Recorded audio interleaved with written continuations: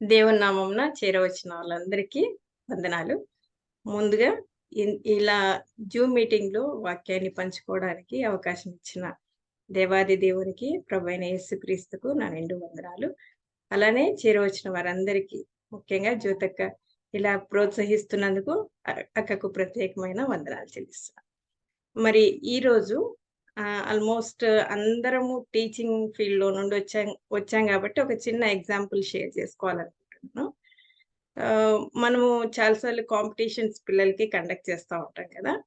మరి competitions conduct చేసినప్పుడు first prize మనము ఒక పెన్నో, ప్లేటో ఏదన్నా ఒకటి ఇచ్చాం. పిల్లలందరూ చాలా హ్యాపీగా ఫీల్ అయితారు. సెకండ్ ప్రైజ్ కూడా మనం సేమ్ పెన్ ఇచ్చాం. వెంటనే ఫస్ట్ ప్రైజ్ వచ్చిన వాడికి ఆ ఎక్స్‌ప్రెషనే మారిపోతుంది కదా! తర్వాత థర్డ్ ప్రైజ్ గూడా మనం సేమ్ పెన్నే ఇచ్చామనుకోండి. ఆటోమేటిక్‌గా ఇప్పుడు జనరేషన్ అయితే పిల్లలు లేచి నిలబడి అట్లెట్లా ఇస్తారు మీరని ఫైట్ చేస్తారు. కదా! ఆబ్వియస్‌గా. ఒకవేళ ఫోర్త్ ప్లేస్‌కి గూడా మనం అదే పెన్ ఇచ్చామనుకోండి. ఇంగా ఇద్దరు ముగ్గురు వాయిస్ రైజ్ చేస్తారు బాగా. ఇంకా మనము ప్రొసీడ్ అయిపోయి ఫిఫ్త్ ప్లేస్ వచ్చిన వాడికి, తర్వాత పార్టిసిపేట్ చేసిన ప్రతి ఒక్కరికి సేమ్ పెన్ ఇచ్చామనుకోండి. ఏమంటారు పిల్లలు? టీచర్స్‌మే గాబట్టి ఎవరైనా రెస్పాండ్ అవ్వచ్చు. ఏమంటారు పిల్లలు జెప్పండి? ఈ మాత్రం దానికి కాంపిటీషన్ కండక్ట్ జేయడం ఎందుకు? మా టైమంతా వేస్ట్ చేయడం ఎందుకు? మేమెంత సీరియస్‌గా ప్రిపేర్ అయ్యాము అని ఇలా మాట్లాడతారు కదా! ఇలాంటి ఉపమానమే దేవుడొక యేసయ్య ఒక ఉపమానం జెప్పాడు. మనందరికీ తెలిసిన ఉపమానమే మత్తయి సువార్త 20వ అధ్యాయము 1-16 వచనాల వరకు. ఇది తెలిసిన ఉపమానమే గాబట్టి నేను చదవాలి అనుకోవట్లేదు. ఎందుకంటే ఇచ్చిన టైం మనకు 15 మినిట్సే గాబట్టి. మరి ఆహ్, ఈ టైమింగ్స్ యేసయ్య పని వాళ్ళని తన తోటలోకి పనికి పిలిచాడట. అయితే ఆ పనికి ఎన్ని సార్లు పిలిచారో ఒకసారి చూద్దాం. మొదటి వచనంలో ఫస్ట్ టైమ్ ఉంది. నేను చదువుతాను. ఆహ్, పని పనివారిని కూలికి పెట్టుకొనుటకు ప్రొద్దున బయలుదేరి. ఫస్ట్ టైమ్‌ది ప్రొద్దున అన్నాడు దేవుడు. అది టైమ్ మెన్షన్ చేయలేదు. 6 అవ్వచ్చు, 7 అవ్వచ్చు, 8 అవ్వచ్చు. సెకండ్ టైము మూడో వచనంలో ఉంది. దాదాపు 9 గంటలకు వెళ్లి సంత వీధిలో ఊరక నిలిచి ఉన్న మరికొందరిని చూసి వాళ్ళని గూడా పిలిచినాడు. అంటే ఫస్ట్ టైము ప్రొద్దున టైమ్ ఇవ్వలేదు. కానీ ప్రొద్దున అన్నారు. సెకండ్ టైమ్ 9 గంటలు. అంతటితో అయిపోలేదు. తర్వాత ఐదో వచనంలో ఉంది. 12 గంటలకు, 3 గంటలకు గూడా వెళ్లి పిలిచారట. అలానే ఏమి ఒడంబడిక చేసుకున్నారో అంటే ఏమి ఒప్పందం చేసుకున్నారో, ఎంత డబ్బులు కూలి అని ఒప్పందం చేసుకున్నారో ఏమి రాయలేదు. ఫస్ట్ వాళ్ళతో మాత్రం ఆహ్, ఎంతో కొంత మీకు కూలి ఇస్తా.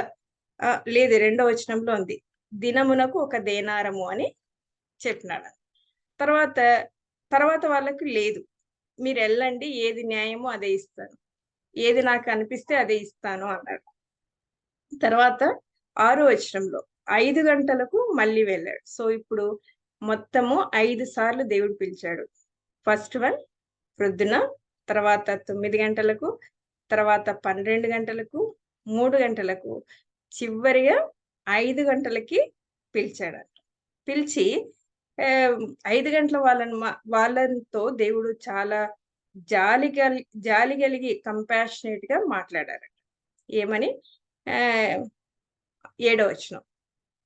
ఆహ్, ఇక్కడ 6, 7 ఇక్కడ దినమంతయు మీరెందుకు ఊరక నిలిచున్నారని వారినడగగా, వారు ఎవడునూ మమ్మను కూలికి పెట్టుకొనలేదు. ఎవ్వరు పిలవలేదు మమ్మల్ని మరేం చేయాలా అని అన్నారు. అయితే దేవుడు మరి ఎందుకు వాళ్ళను గూడా పిలిచి ఆహ్, మీరు ద్రాక్ష తోటలోకి వెళ్ళండి అంటే సరే వెళ్ళినారు.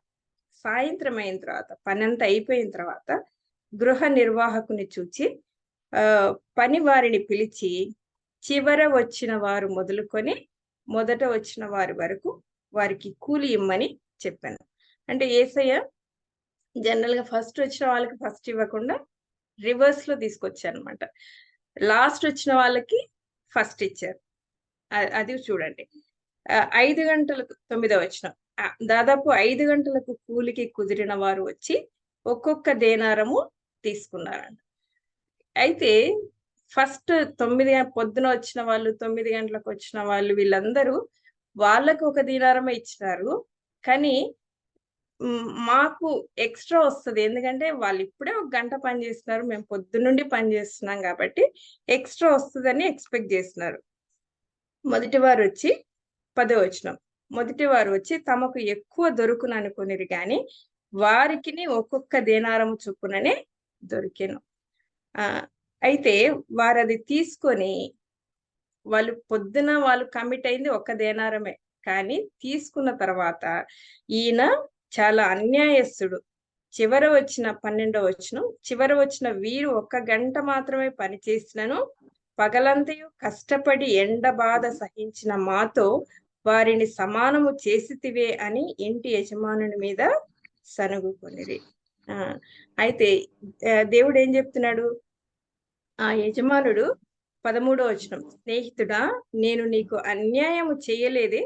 నీవు నా యొద్ద ఒక దేనారం నాకు ఒడబడలేదా? నీ సొమ్ము నీవు తీసుకొని పొమ్ము. నీకిచ్చినట్టే కడపట వచ్చిన వీరికిచ్చుటకును నాకిష్టమైనది. నాకిష్టము వచ్చినట్టు నా సొంత సొమ్ముతో చేయుట న్యాయం కాదా? నేను మంచివాడనైనందున నీకు కడుపు మంటగా ఉన్నదా అని చెప్పాను. మరి అంటే బహుశా దేవుడు చివరిలో వచ్చిన వాళ్ళ కుటుంబాల్ని జ్ఞాపకం చేసుకున్నాడేమో దేవుడు. అంటే ఇంత అంటే వాళ్ళు ఖాళీగా ఉన్నారు కానీ ఇంటికెళ్తే పిల్లలుండొచ్చు. వీళ్ళకెలా ఫ్యామిలీస్ ఉన్నాయో వాళ్ళకి అలానే ఫ్యామిలీస్ ఉన్నాయి కాబట్టి, వాళ్ళు కొంచెమే డబ్బిస్తే వాళ్ళకి సరిపోదనుకున్నారేమో. అందుకే వాళ్ళకి గూడా సమానంగా దేనారము ఇచ్చాడు దేవుడు. యజమానుడు. ఇదే రీతిగా పరలోక రాజ్యంలో కూడా ఉంటుంది అని దేవుడు స్పష్టంగా చెప్తా ఉన్నాడు. చివరిగా దేవుడిచ్చిన స్టేట్మెంట్ ఏంటంటే, కడపటి వారు మొదటి వారగుదురు. మొదటివారు కడపటి వారగుదురు. సో, ఎవరు ఎలా ఉంటారో మనకు తెలీదు. చిన్నప్పటి నుంచి మనం బాగా ఉండిండొచ్చు. క్రైస్తవ నీతి నియమాలు పాటిస్తూ, తర్వాత వాక్యాలు వింటూ, వాక్యాలు అప్పజెప్తూ, కంటత వాక్యాలు చెప్తూ, ఇంకా రకరకాలుగా ఉండొచ్చు. కానీ దేవుడు ఎవరికి ఎలా కొలత గొలుస్తాడో మనకు తెలీదు. చాలా సార్లు మనము పరిసయ్యుని నీతికి వస్తామనమాట. పరిసయ్యుని నీతి అంటే పరిసయ్యుడు ప్రార్థన చేస్తున్నాడంట. ఒకసారి చూద్దామా అది? లూకాసు వార్త 18వ అధ్యాయము 9వ వచనం నుంచి 14వ వచనం వరకు ఉందన్నమాట. ప్రార్థన చేయడం ఇది కూడా మనందరికీ తెలిసిన వాక్యమే. ప్రార్థన చేయడానికి ఇద్దరు మనుషులు దేవాలయంలోనికి వచ్చారు.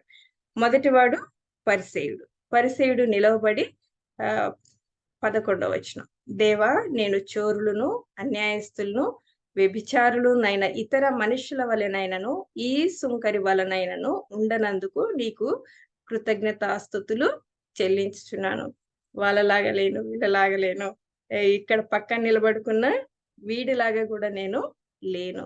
తర్వాత ఇంతేకాదు దేవా, నేను ఇంకా ఏం చేస్తున్నానో చూడండి అని చెప్తున్నాడు. 12వ వచనం. వారంనకు 2 మారులు ఉపవాసం చేయొచ్చు, నా సంపాదన అంతటిలో 10వ వంతు చెల్లించుచున్నానని తనలో తాను ప్రార్థించుచుండెను.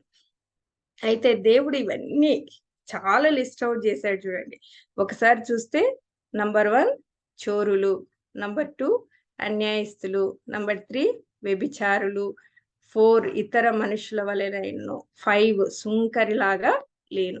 5గురితో కంపేర్ చేసుకున్నాడు. తర్వాత ఇంకా తన ఎఫర్ట్స్ అన్ని కూడా చెప్పాడు. నేను ఏమేం చేస్తా ఉంటాను, వారానికి 2 సార్లు ఉపవాసం ఉంటా. నంబర్ 2 నా సంపాదన అంతట్లో 10వ వంతు కూడా ఇస్తా ఉన్నా. మన ప్రార్థన కూడా చాలా సార్లు ఇలానే ఉంటది. కాబట్టి మనల్ని మనము పరీక్షించుకోవాలా. దేవుడు కోరుకుంటున్న ప్రార్థన ఏంటి? సుంకరి ప్రార్థన.